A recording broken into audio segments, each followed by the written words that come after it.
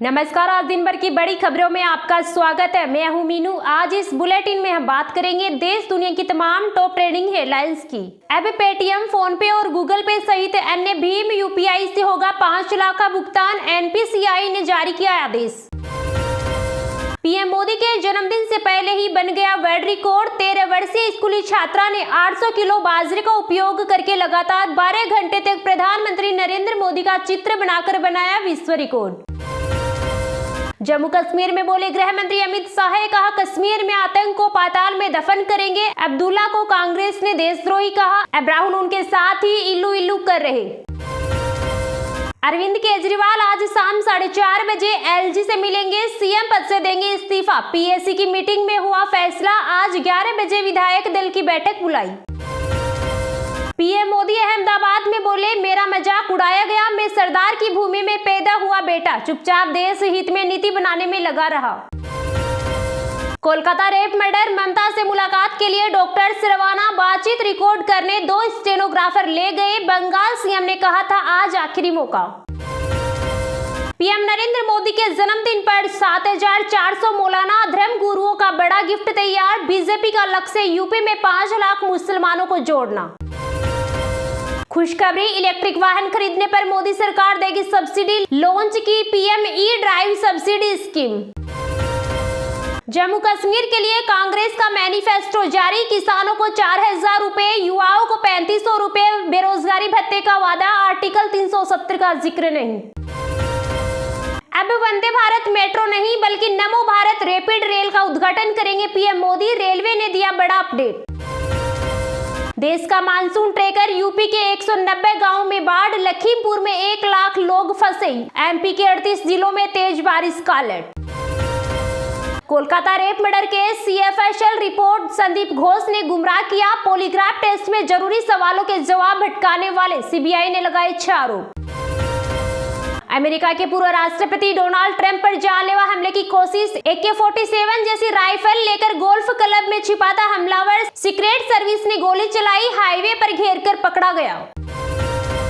हमारी सरकार के पास तीसरे कार्यकाल को लेकर लोगों की बहुत अपेक्षाएं हैं, जिन्हें हम किसी भी कीमत पर पूरी करके रहेंगे। ग्लोबल री इन्वेस्ट मीट के उद्घाटन पर बोले पीएम मोदी। कांग्रेस अध्यक्ष मल्लिकार्जुन खड़गे ने केंद्र सरकार पर आरोप लगाते हुए कहा, सरकार ने पेट्रोल और डीजल पर भारी टैक्स लगाकर लोगों से भारी लूट की है। 10 साल और 100 दिन में मोदी सरकार ने 35 लाख करोड़ की लूट की। गुजरात में लोकल बिजनेसमैन ने पीएम नरेंद्र मोदी के जन्मदिन पर पैस की डिस्काउंट की सुविधा। आरएसएस प्रमुख मोहन भागवत बोले, देश में अच्छे बुरे के जिम्मेदार हिंदू, क्योंकि वही राष्ट्र के कर्ता धर्ता। नई पीढ़ी संस्कार भूल रही, यह चिंता का विषय। हरियाणा में बीजेपी उम्मीदवारों का विरोध। पवन और अदलखा को गांवों में घुसने से रोका। सरकार विरोधी नारे लगाए, बिना प्रचार के लौटाई। सिंधेगुट के विधायक बोले, राहुल की जीभ काटने वाले को इनाम। संजय गायकवाड़ ने कहा, 11 लाख दूंगा। आरक्षण पर कांग्रेस नेता के बयान से नाराज। जनगणना में जाति का कॉलम जोड़ सकती है सरकार। कांग्रेस के साथ भाजपा की साथी जेडीयू एलजेपी ने भी की मांग। 2021 में होनी थी जनगणना। एक देश एक चुनाव 2029 तक लागू हो सकता है, कमेटी का सुझाव। सभी विधानसभाओं का कार्यकाल लोकसभा चुनाव 2029 तक किया जाए।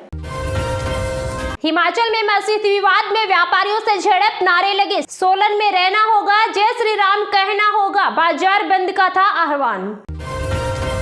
अखिलेश की शिवपाल से फिर बड़ी दूरियां। जम्मू कश्मीर चुनाव के लिए नहीं बनाए गए स्टार प्रचारक, चर्चा तेज। कांग्रेस नेता कन्हैया कुमार ने कहा, जम्मू कश्मीर में सन्नाटा पसरा है, लेकिन जब कांग्रेस पार्टी सत्ता में आएगी तो केंद्र शासित प्रदेश में वास्तविक शांति स्थापित की जाएगी।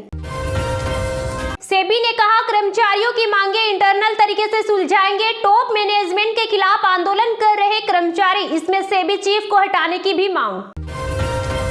सोना 650 रुपए बढ़कर 73,694 रुपए पर पहुंचा। चांदी 2,505 रुपए महंगी होकर 88,605 प्रति किलोग्राम बिक रही। अमृतपाल के साथ ही राउके ने एनएसए को दी चुनौती। पंजाब एंड हरियाणा हाईकोर्ट में याचिका की दायर। केंद्र सरकार व डिब्रूगढ़ जेल को नोटिस। हरियाणा बीजेपी नेता कुलदीप बिश्नोई की सुरक्षा बढ़ाई, प्रचार के वक्त ग्रामीणों से बहस, धक्का मुक्की, काफिले के पीछे दौड़े लोग, एसपी ने रिपोर्ट मांगी। भारत में वियतनाम को $1 मिलियन की मदद भेजी, तूफान यागी से वियतनाम में बाढ़ और भूस्खलन, 200 से ज्यादा की मौत, कई लापता। Bharat Asian champions trophy hockey के फाइनल में सेमीफाइनल में साउथ कोरिया को 4-1 से हराया, कप्तान हरमनप्रीत ने 2 गोल किए। कर्नाटक के मंगलुरु में वीएसपी और बजरंग दल का प्रदर्शन, सोशल मीडिया पोस्ट को लेकर नाराजगी, बैरिकेडिंग तोड़ी, आरएएफ के जवान तैनात। मणिपुर के 5 जिलों में मोबाइल इंटरनेट पर बैन 5 दिन बढ़ा, उखरूल में मंत्री के घर पर ग्रेनेड अटैक। आतंकवाद को इतना नीचे दफन करेंगे कभी बाहर नहीं आ पाएगा, किश्तवाड़ में बोले अमित शाह। पंजाब में बिट्टू के आतंकवादी वाले बयान पर बवाल, राजा वंडिंग ने कहा एहसान फरामोश है, रवनीत बाजवा बोले मेंटल बैलेंस खोया। ये तो थी आज की टॉप हेडलाइंस। अब जानते हैं आज की कुछ महत्वपूर्ण खबरों को विस्तार से, लेकिन अभी तक आपने इस वीडियो को लाइक नहीं किया तो लाइक कर दीजिए। दिल्ली और राजस्थान में थमा भारी बारिश का दौर, उत्तराखंड में बारिश मचा रही तबाही।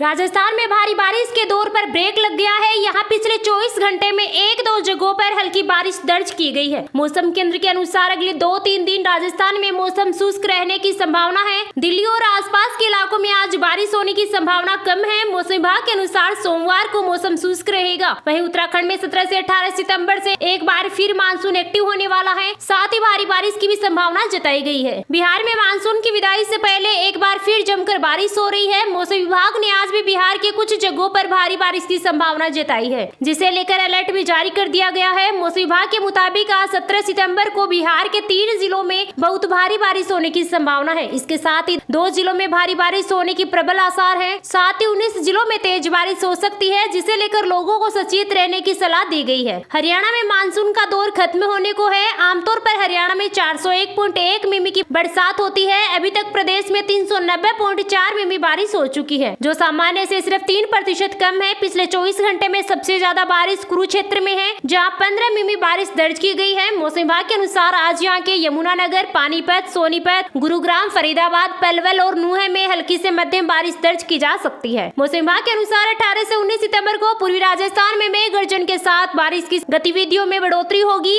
अधिकारियों के अनुसार इस तंत्र के प्रभाव से पूर्वी राजस्थान में 18 से 19 सितंबर को कहीं कहीं मेघ गर्जन के साथ बारिश की गतिविधियों में बढ़ोतरी होने की संभावना है। वहीं 18 सितंबर को भरतपुर, जयपुर संभाग में कहीं कहीं मेघ गर्जन, आकाश से बिजली के साथ भारी बारिश होने की संभावना है। कोटा, उदयपुर संभाग में भी कहीं कहीं मेघ गर्जन के साथ हल्की से मध्यम बारिश हो सकती है। लगातार बारिश के चलते दिल्ली की हवा साफ बनी हुई है। केंद्रीय प्रदूषण नियंत्रण बोर्ड के अनुसार दिल्ली में वायु गुणवत्ता सूचकांक सुबह 9 बजे तक 83 दर्ज किया गया, जो संतोषजनक श्रेणी में आता है। बता दें कि 0 से 50 के बीच AQI अच्छा, 51 से 100 के बीच संतोषजनक, 101 से 200 के बीच मध्यम, 201 से 300 के बीच खराब, 301 से 400 के बीच बहुत खराब और 401 से 500 के बीच गंभीर माना जाता है। मौसम विभाग के अनुसार बुधवार तक नोएडा, ग्रेटर नोएडा और गाजियाबाद में आसमान में धूप खिली रहेगी। इस दौरान बारिश की संभावना नजर नहीं आ रही है। दिल्ली NCR में बुधवार और गुरुवार को हल्की बारिश होने के आसार बन रहे हैं। मौसम विभाग के अनुसार बंगाल की खाड़ी में आए डीप डिप्रेशन के कारण पूर्वी भारत में ओडिशा और बंगाल के आसपास काफी तेज हवाएं चल रही है। इन इलाकों में बारिश होने पर हवाओं की रफ्तार 45 किलोमीटर प्रति घंटे से बढ़कर 55 से 65 किलोमीटर प्रति घंटे होने की संभावना है। इसकी वजह से छत्तीसगढ़, झारखंड, बिहार, ओडिशा, पूर्वी उत्तर प्रदेश और पश्चिम बंगाल में तूफान जैसी स्थिति बनने की संभावना है। दिल्ली और आसपास के इलाकों में आज बारिश होने की भी संभावना कम है। मौसम विभाग के अनुसार सोमवार को मौसम शुष्क रहा, हालांकि इस दौरान आंशिक बादल छाए रहे। साथ ही 20 से 30 किलोमीटर प्रति घंटे की रफ्तार से तेज हवाएं चलने के आसार हैं। दिल्ली का अधिकतम तापमान 35 डिग्री और न्यूनतम तापमान 24 डिग्री के आसपास रह सकता है। उत्तराखंड में 17 से 18 सितंबर से एक बार फिर मानसून एक्टिव होने वाला है। साथ ही भारी बारिश की भी संभावना जताई गई है। पिछले 2-3 दिन से प्रदेश में बारिश ने तबाही मचाई हुई है। पहाड़ी इलाकों में भूस्खलन, धुंध शाम की घटनाओं के कारण से स्थानीय लोगों और तीर्थ यात्रियों को काफी दिक्कतों का सामना करना पड़ा। हिमाचल प्रदेश में बारिश के बाद कुल 38 सड़कें बंद हो गई और 11 बिजली आपूर्ति योजनाएं बाधित हुई। स्थानीय मौसम विभाग ने राज्य के 6 जिलों में बुधवार को अलग अलग स्थानों पर तेज हवाएं चलने और गरज के साथ बौछारें पड़ने का येलो अलर्ट जारी किया है। मौसम विभाग ने 21 सितंबर तक राज्य में बारिश का दौर जारी रहने का अनुमान लगाया है।